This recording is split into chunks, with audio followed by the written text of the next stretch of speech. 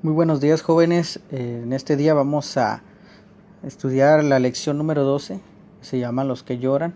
Vamos a hacer una oración para ponernos en las manos del Señor. Señor, gracias por este día que nos das. Ayúdanos a poder aprender de tu palabra, Señor. Gracias por todo lo que tú estás haciendo en nuestras vidas. Y oramos en el nombre de Cristo Jesús. Amén. Cuando hablamos de bendiciones, ¿en qué es lo primero que piensas? Tal vez puede ser en la familia, en que podemos respirar. Esa es una bendición. Un nuevo día también es una bendición que el Señor nos da. Todo eso es bueno. Pero también las cosas que no nos agradan también son buenas. Como por ejemplo, cuando llegamos a tener gripa, tenemos un dolor de cabeza. No nos agrada mucho, pero es una bendición. Podemos ir con un doctor y nos da un medicamento y nos da unas instrucciones de cómo tomarlo. Pero nosotros quisiéramos que ya al tomar el primer medicamento ya quisiéramos que se nos quitara la enfermedad. Es ahí cuando nos damos cuenta que nuestro cuerpo es débil, que requiere cuidados y empezamos a hacer cosas, o más bien conciencia del por qué fue que me enfermé. Tal vez estaba fresco y no quise ponerme un suéter. O también a causa de la enfermedad me doy cuenta que estoy debajo en defensas. Y si no me hubiese enfermado, no me doy cuenta de todo esto. Vamos a ver la verdad central que está del lado izquierdo de sus cuadernillos, que dice: Dios trae eterno consuelo a aquel que llora por su pecado y se arrepiente. También leamos el versículo clave que dice de esta manera, de Mateo capítulo 5 versículo 4. Dice: Bienaventurados los que lloran, pues ellos serán consolados. Recordemos esto: bienaventurado es doblemente feliz. Normalmente cuando mencionamos el llanto, nos referimos a una tristeza profunda y agonizante, como lo que experimentan las personas, o tal vez tú lo has experimentado en un funeral de un ser querido. El llanto del que Jesús está hablando no es de depresión, no es de depresión, ni miseria, ni de mal humor. Es una profunda tristeza por tu condición espiritual, una tristeza que lleva al arrepentimiento. En la lección número 4 de la página 15, vimos que el Evangelio involucra a la persona entera, su mente, su corazón y su voluntad. Una persona, al hacerse pobre en espíritu, la mente entiende qué tan perdida está el alma y la condición desesperada del estado espiritual de la persona. Ese entendimiento lleva a la persona a llorar por su condición espiritual. Al llorar por el pecado, el corazón y los sentimientos de la persona se quebrantan de tristeza al llorar por el pecado. El corazón de la persona acepta la realidad de su condición, de esta agonía. El corazón se vuelve a Dios para encontrar alivio. Así es como Pablo describe el llanto por el pecado. En segunda carta a los Corintios, capítulo 7, versículo 10. En este versículo vamos a hacer el ejercicio que está ahí en nuestra página 45, hasta abajo de nuestra hoja, donde dice: rellena las casillas de abajo de acuerdo al texto 2 Corintios 7:10. Están unas letras en negrilla que dice ¿por qué? Y luego viene un recuadro que dice la tristeza que es conforme a la voluntad de Dios. Después en el siguiente recuadro vamos a poner produce un arrepentimiento. En el siguiente recuadro vamos a poner que conduce a la salvación sin dejar pesar. Y abajo viene una palabra en negrillas que dice pero. Y en el siguiente recuadro vamos a poner la tristeza del mundo. Y en el siguiente recuadro vamos a poner produce muerte.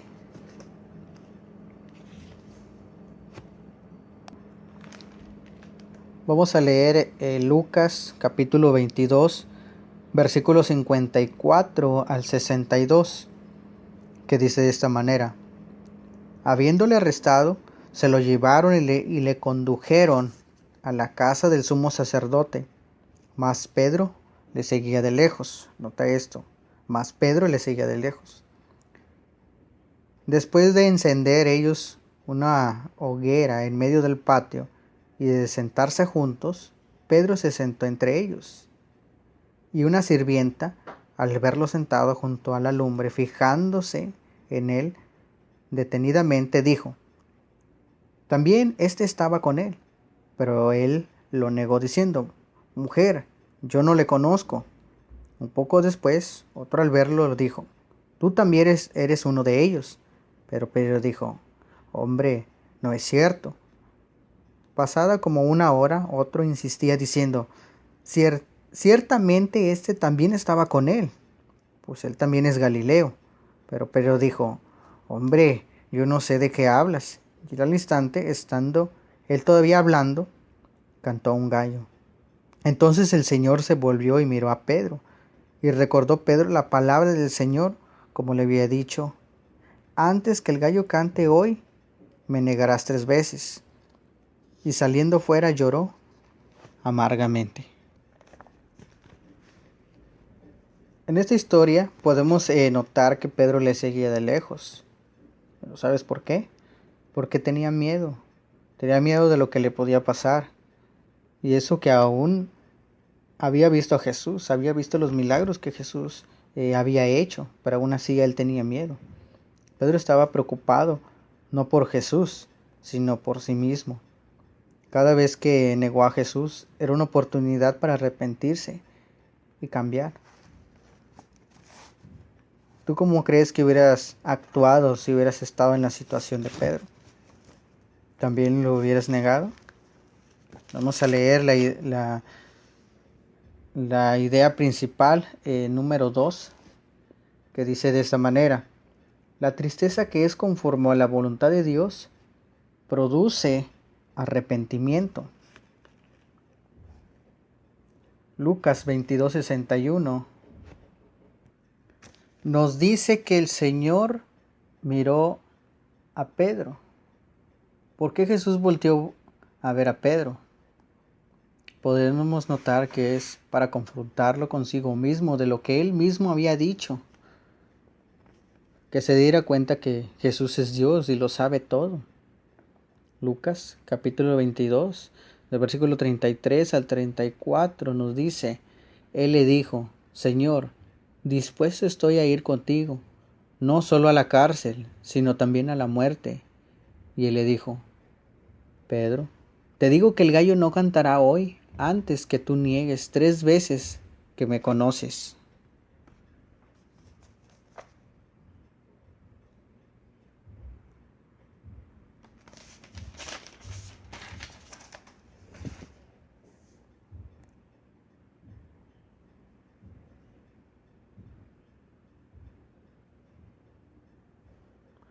Leamos la idea principal, número 3, que dice de esta manera: Llorar por el pecado mueve a una persona a arrepentirse, lo cual resulta en que Dios lo consuela y perdona.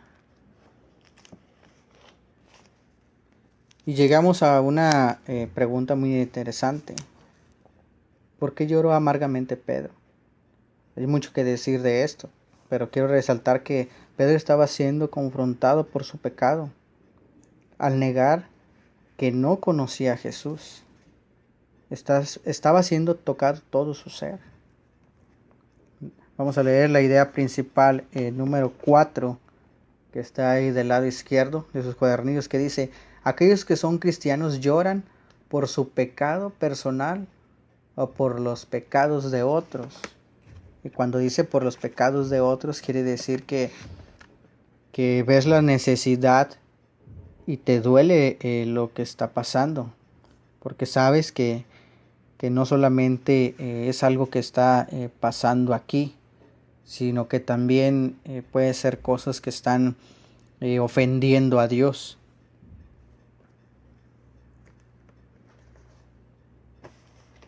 Dice el Salmo 130 del 1 al 7.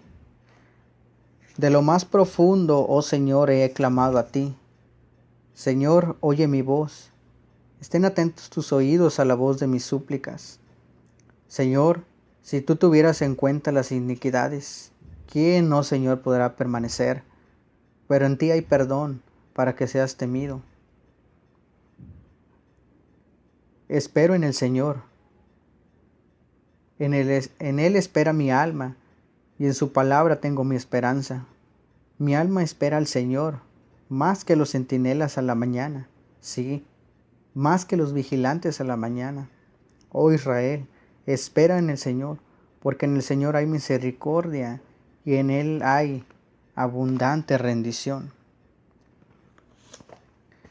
En este salmo podemos notar la condición del corazón del salmista, que está profundamente triste. Reconoce que es un mendigo indigno. Suplica misericordia y reconoce que nadie puede estar ante un Dios santo, que todos son pecadores. Confía en Dios. Ansía el perdón y la restauración. Confía en la misericordia de Dios y en su perdón abundante. Como conclusión, el salmista dice: ríos de lágrimas vierten mis ojos, porque ellos no guardan tu ley.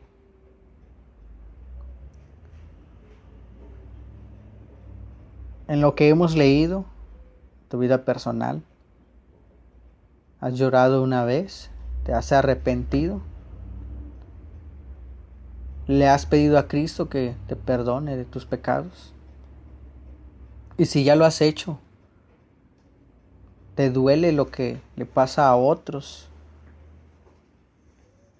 No solamente porque estén pasando una necesidad, sino porque también puede que estén ofendiendo a Dios y oras por ellos. ¿Cómo reaccionas cuando ves a alguien hacer trampa o robar?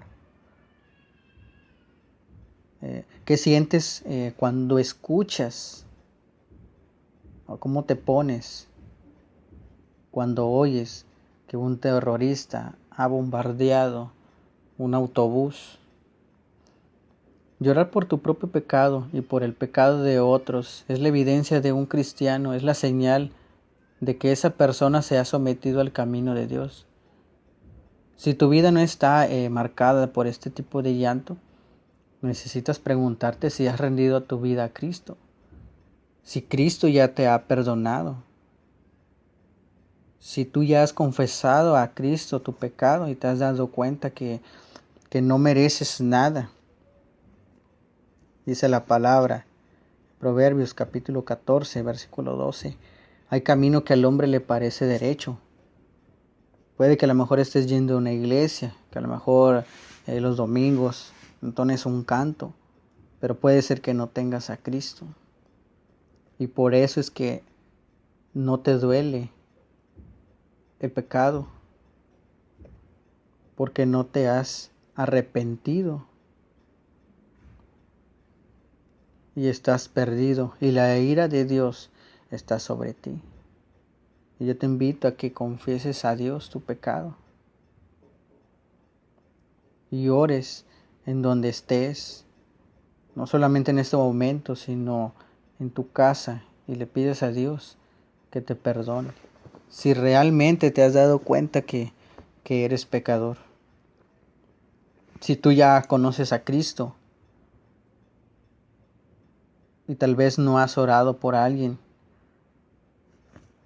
toma en cuenta que debes de hacer un análisis de tu vida, porque a lo mejor ya te conformaste con solo ir a la iglesia o con solamente leer, pero no te has dado cuenta que si estás viviendo cada día para Cristo, te debe de doler lo que ofende a Cristo y orar por ello. Vamos a orar. Señor, gracias por esta mañana, gracias por tu palabra, por todo lo que tú haces, Señor. Yo te pido por cada uno de los jóvenes, Señor, para que ellos en lo que hagan, Señor, te puedan dar a ti, Señor, la gloria y la honra. Que los jóvenes te puedan conocer, Señor, y te puedan amar. Que aquellos, Señor, que no se han rendido ante ti, Señor, puedan confesar, Señor, su pecado ante ti. Y aquellos que ya te conocen, Señor, puedan analizarse y puedan vivir cada día, Señor, para ti, para tu gloria. Guárdalo, Señor, y que en este tiempo, Señor, no solamente sea un tiempo donde puedan aprender más, sino que puedan darse cuenta, Señor, de cómo está su vida realmente, Señor. Yo te pido por ellos, Señor, y oro por ellos. En el nombre de Cristo Jesús. Amén. Dios les bendiga, jóvenes.